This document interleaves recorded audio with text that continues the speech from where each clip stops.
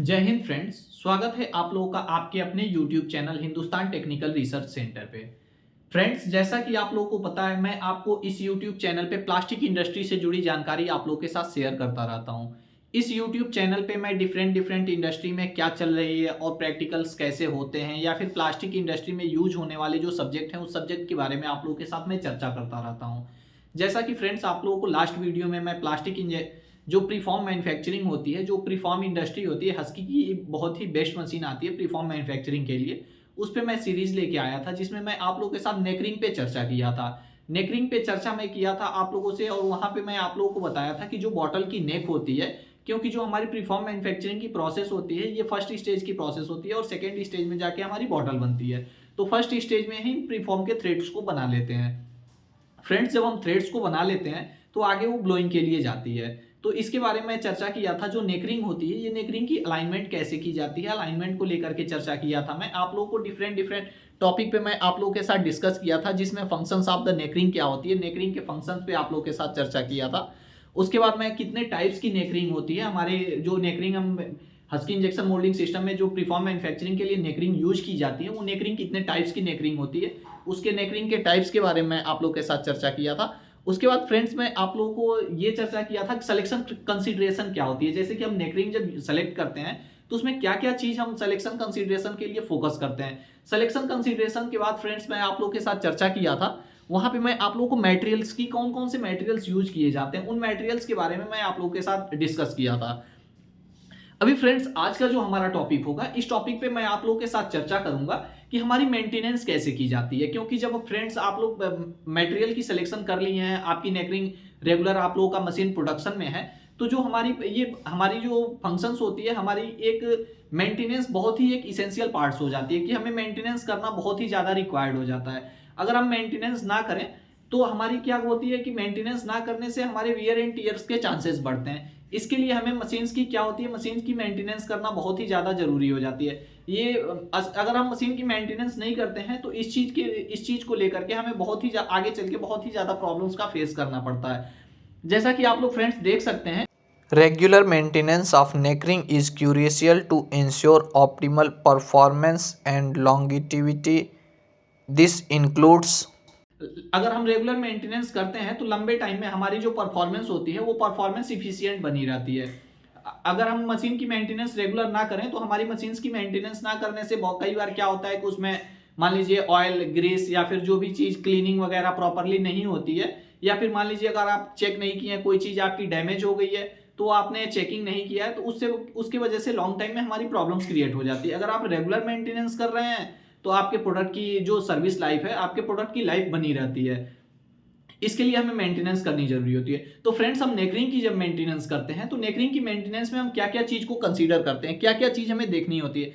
पहली जो चीज होती है, हमें क्लीनिंग करनी होती है। क्लीनिंग में क्या होती है, जैसा कि आप देख सकते हैं, regularly clean the neck ring to remove the debris और contaminants that could be impact the flow of the molten plastic. अगर आप लोग रेगुलर क्लीनिंग कर रहे हैं, क्लीनिंग अगर आप नहीं कर रहे हैं तो क्या होगा, आपकी जो वेंटिंग होगी वो वेंटिंग ब्लॉक हो जाएगी। वेंटिंग ब्लॉक होने से आपकी क्या होगी कि जो मटेरियल्स की फ्लो है वो फ्लो आपकी प्रॉपरली मिलेगी नहीं। जब आपकी मटेरियल्स की फ्लो प्रॉपरली नहीं मिल रही है तो आपके मटेरियल में क्या होगा कि आपकी मटेरियल पूरी कैविटी फील नहीं होगी। जब पूरी कैविटी फील नहीं होगी तो उसमें आपकी क्या है, शॉर्ट मोल्डिंग वगैरह आती है। जैसे मान लीजिए अगर कभी आपकी ट्रैपिंग हो रही है, अगर वेंटिंग क्लियर नहीं है तो उसमें एयर ट्रैप होगा तो बबल भी बनेगा। बबल बनने के साथ साथ आपकी शॉर्ट मोल्डिंग भी आएगी, क्योंकि एयर ट्रैप हो रहा है, मटेरियल जा नहीं रहा है, तो वहां पे आपकी शॉर्ट मोल्डिंग वगैरह की डिफेक्ट्स आपको देखने को मिलते हैं। एक अलग से वीडियो में मैं चर्चा करूंगा आपकी जो फॉल्ट एंड रेमेडीज आते हैं, उस फॉल्ट एंड रेमेडीज के बारे में अलग से एक वीडियो में चर्चा करूंगा। दूसरा में क्या करना होता है फ्रेंड्स, इंस्पेक्शन करना होता है। इंस्पेक्शन किसका करना होता है, inspect the neck ring for a sign of wear crack और damage, replace neck ring if any. अगर आपको इंस्पेक्शन करना होता है कि जैसे आप नेकरिंग जब यूज कर रहे हैं, आपकी मशीन लंबे टाइम से आपकी मशीन चल रही है, तो जब आप मेंटेनेंस करते हैं तो मेंटेनेंस में आपको इंस्पेक्शन करना होता है। इंस्पेक्शन इस चीज का करेंगे कि ऐसा तो नहीं आपकी नेकरिंग क्रैक हो गई है, या फिर किसी भी टाइप्स की क्रैकिंग है आपके नेकरिंग में, या फिर मान लीजिए अगर आपके कोई बोल्ट्स हैं या बोल्ट्स वो जो लूज हो गए हैं, उसके बारे में हमें इस पे देखना होता है कि हमें आप ऐसा तो नहीं आपके कोई बोल्ट लूज हो गए हैं, या फिर आपकी नेकरिंग की कहीं पे क्रैकिंग हो गई है। तो इन चीजों को देखते हैं। अगर हमें नेकरिंग की मान लीजिए कई बार क्या होती है मैं इंडस्ट्री में जब यूज कर रहा था तो देखा था कि नेकरिंग साइड से हल्की सी माइनर क्रैक थी। जब उसमें क्रैकिंग था, क्रैकिंग की वजह से आपकी जो मटेरियल फील हो रही थी वो मटेरियल एक्सिस क्वांटिटी में फील हो जा रही थी, आपके प्रीफॉर्म की थ्रेड्स की शेप पे फ्लैश आ रहा था। वो चीज़ बहुत लंबे टाइम तक चलती जा रही थी, पूरी शिफ्ट की प्रोडक्शन निकली लेकिन वो पकड़ में नहीं आई थी। तो ये ऐसे प्रॉब्लम्स आपको इंडस्ट्री में फेस करने को मिलते हैं।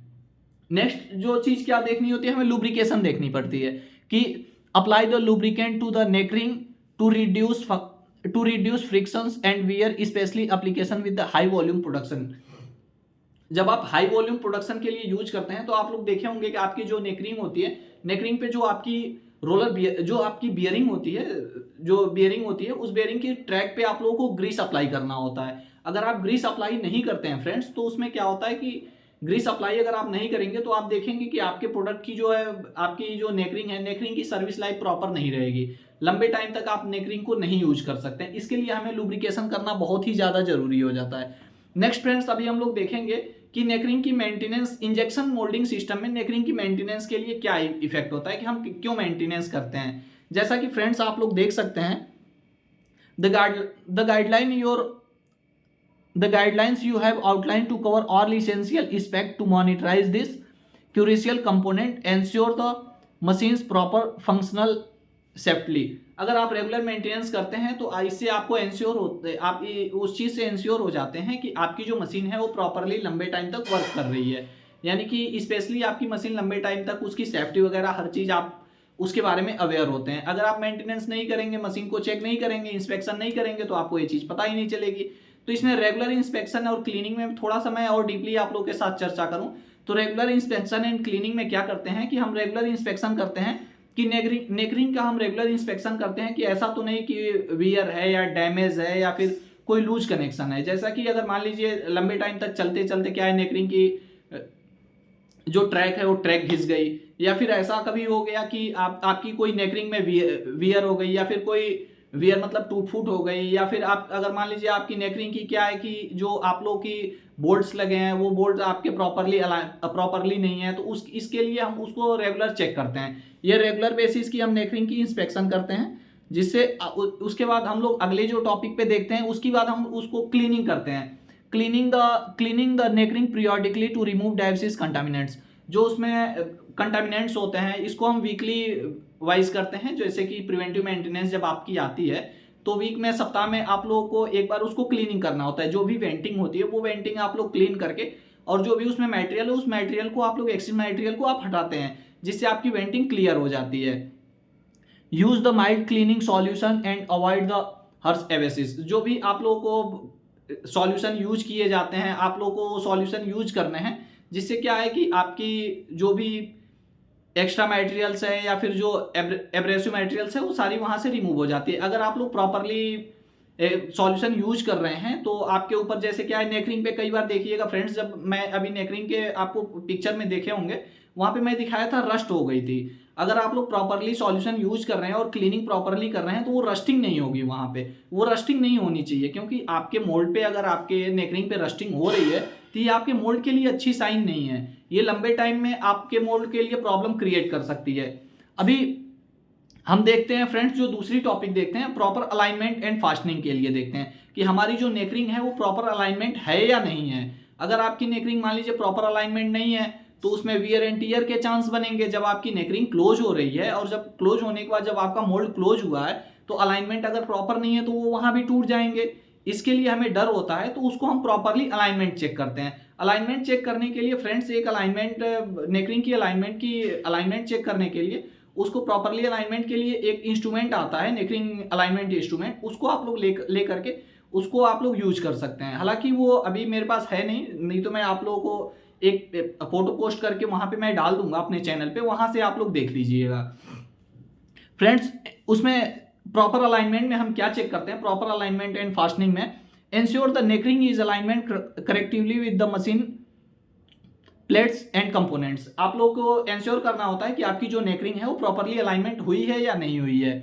उसके बाद हम क्या करते हैं, मिस अलाइनमेंट के कारण क्या होता है कि मिस अलाइनमेंट अगर आपकी है, अलाइनमेंट प्रॉपर नहीं है, मिस अलाइनमेंट है, तो उससे आपकी जो नेकरिंग है वो नेकरिंग टूट सकती है, या फिर बहुत सारे आप लोगों को प्रॉब्लम्स का फेस करना पड़ सकता है, क्योंकि अगर नेकरिंग अलाइनमेंट नहीं है प्रॉपरली, जब वो कैविटी में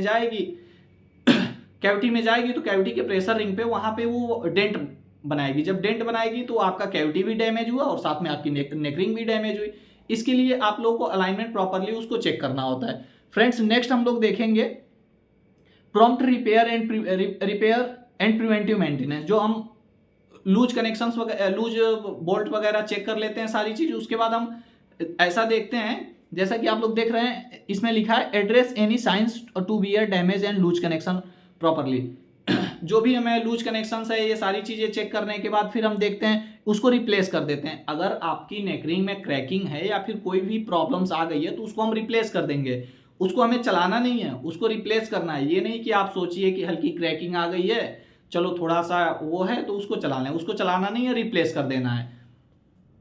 उसके बाद फ्रेंड्स हम देखेंगे कि ये प्रिवेंटिव मेंटेनेंस कब करते हैं। प्रिवेंटिव मेंटेनेंस बेसिकली फ्रेंड्स हम शेड्यूल्ड वाइज करते हैं। आपकी मशीन जैसे मशीन चल रही है तो मशीन चलते मशीन में तो आप मेंटेनेंस करोगे नहीं, तो इसकी एक शेड्यूल होती है। इस शेड्यूल के हिसाब से हम मेंटेनेंस करते हैं, जिसमें अगर आप बेसिकली ये प्रिवेंटिव मेंटेनेंस की जो शेड्यूल होती है ये वीकली होती है। आपको जो ओएम होते हैं ओएम आप लोगों को प्रोवाइड करते हैं मेंटेनेंस कब करनी है। हालांकि हस्की इंजेक्शन मोल्डिंग सिस्टम में ओएम बोलते हैं आपकी मेंटेनेंस जो होती है, कुछ मेंटेनेंस वीकली होती है, फिर आप लोगों की 15 दिन पे मेंटेनेंस होती है, मंथली भी मेंटेनेंस होती है, फिर 6 मंथ पे मेंटेनेंस, 3 मंथ पे मेंटेनेंस होती है, फिर 6 मंथ पे मेंटेनेंस होती है, फिर 1 ईयर पे मेंटेनेंस होती है, फिर 3 ईयर पे मेंटेनेंस होती है। फ्रेंड्स, ऐसे मेंटेनेंस होती है। तो आप लोगों को जो भी आप लोगों के मैन्युफैक्चरर हैं वो मैन्युफैक्चरर आपको मेंटेनेंस की गाइडलाइन प्रोवाइड करते हैं। उनके हिसाब से आप उस मेंटेनेंस के रूट को फॉलो करिए और उस मेंटेनेंस की चीज़ों को देखिए। इसमें अभी आप लोगों के साथ अभी मैं चर्चा करने वाला हूँ कि इसमें आप लोग देख सकते हैं कि अगर नेकरिंग प्रॉपरली अलाइनमेंट नहीं है तो हमें क्या करना चाहिए। जैसा कि मैं अभी ये टॉपिक आप लोगों के साथ दिखाऊंगा, basic things you need to know about your neck ring is if you do not properly neck ring alignment. अगर आपकी नेकरिंग प्रॉपरली अलाइनमेंट नहीं है तो आप लोग को क्या करना है, आपके साथ क्या क्या हो सकता है। The gap showing in between the neck rings and it's because you did not proper ring alignment, which this you can have flash on your product such a defect in the preform। अगर आपकी नेकरिंग proper alignment नहीं है, अगर आपकी alignment नहीं है तो जब नेकरिंग आपकी क्लोज हो रही है तो उस टाइम क्लोजिंग की पोजीशन में गैप बनेगी। जब वहां पे गैप बन रही है आपकी तो उस गैपिंग के टाइम क्या होगा कि आपके बीच में जब गैप है तो इंजेक्शन जब आप मार रहे हैं तो मटेरियल आपकी ज्यादा फील हो गई। जब मटेरियल ज्यादा फील हो गई तो वो आपका फ्लैश आएगा। अगर वो फ्लैश का दे रहा है तो वो आपकी क्वालिटी फ्लैश जाएगा ही नहीं जब तक आप अलाइनमेंट नहीं करेंगे, तो आपकी क्वालिटी टीम उसको रिजेक्ट कर देगी, क्योंकि क्वालिटी से तो वो रिजेक्ट है। तो इसके लिए आप लोगों को प्रॉपरली नेकरिंग की अलाइनमेंट करनी पड़ती है। If you make any adjustment in your process parameter, flash will not go, so you have to do the neck ring alignment so that you can have a good result. अगर आप लोग मान लीजिए उसको ट्राई कर रहे हैं कि हम इसको पैरामीटर से एडजस्ट करेंगे, तो पैरामीटर से एडजस्ट करने के लिए जो आप ट्राई कर रहे हैं, लेकिन अगर आपके पैरामीटर से नहीं जा रहा है तो अगला स्टेप आपका वही होना चाहिए कि नेकरिंग की अलाइनमेंट चेक करनी चाहिए। नेकरिंग की अलाइनमेंट चेक करने के बाद आपका फ्लैश चला जाएगा। आपके जो भी उसके रूट कॉज हैं, रूट कॉज फाइंड करके आपको उस पर वर्क करना चाहिए। If you did not proper neck ring alignment, there will be gap between the neckring, which is there will be pet resin between the neckring is called cause flash। जैसा कि मैं आप लोगों के साथ चर्चा किया कि अगर आप लोगों की अलाइनमेंट नहीं है तो उसमें मटेरियल जाएगा और उसके साथ फ्लैश आएगा। If there no dowel pin in the neckring, this is also you can cause flash because the neckring did not properly and so on। अगर आपकी अलाइनमेंट नहीं है तो वही चीज जैसा कि मैं बताया, इस पीपीटी में थोड़ा वही चीज रिपीट हो गई है। तो इसके लिए आप लोगों को अलाइनमेंट करना होता है कि जिससे फ्लैश ना आए आप लोगों को, क्योंकि अगर फ्लैश आ रहा है तो वो चीज आप लोगों की क्वालिटी के तरफ से रिजेक्ट है। तो फ्रेंड्स, आई होप कि आपको ये चीज समझ में आई होगी कि नेकरिंग की मेंटेनेंस क्यों करते हैं। हालांकि बेसिकली जो इसका मेन टारगेट था कि नेकरिंग की मेंटेनेंस में हमें क्या करना होता है, सबसे पहले क्लीनिंग करनी होती है, क्लीनिंग के बाद इंस्पेक्शन करना होता है, और इंस्पेक्शन के बाद जो इसका मेन मोटिव था क्लीनिंग, इंस्पेक्शन और उसके बाद लुब्रिकेशन। क्लीनिंग में हमें उसमें जो वेंटिंग होती है, वेंटिंग को क्लीन कर लेना होता है। नेकरिंग की प्रॉपर अलाइनमेंट चेक कर लेनी होती है, क्योंकि विजुअल इंस्पेक्शन करते हैं। जब इंस्पेक्शन करते हैं तो कोई क्रैकिंग वगैरह ना हो, उसकी चीज़ों को देखते हैं। और देखने के बाद फिर हमें लुब्रिकेशन अप्लाई करके, लुब्रिकेंट आप लोगों को अप्लाई करके, जो क्योंकि आप लोग को लंबे टाइम में चलने के बाद वहाँ पे रस्टिंग होती है, तो वहाँ पे आप लोग को क्लीनिंग करनी होती है। प्रॉपर क्लीनिंग के बाद आप लोग आपकी मोल्ड रेडी हो जाती है, नेकरिंग प्रॉपरली अलाइनमेंट चेक कर लेते हैं और उसके बाद आप मशीन कंटिन्यू कर सकते हैं। चलिए फ्रेंड्स, फिर मिलते हैं नेक्स्ट वीडियो में नेक्स्ट टॉपिक के साथ। तब तक के लिए जय हिंद।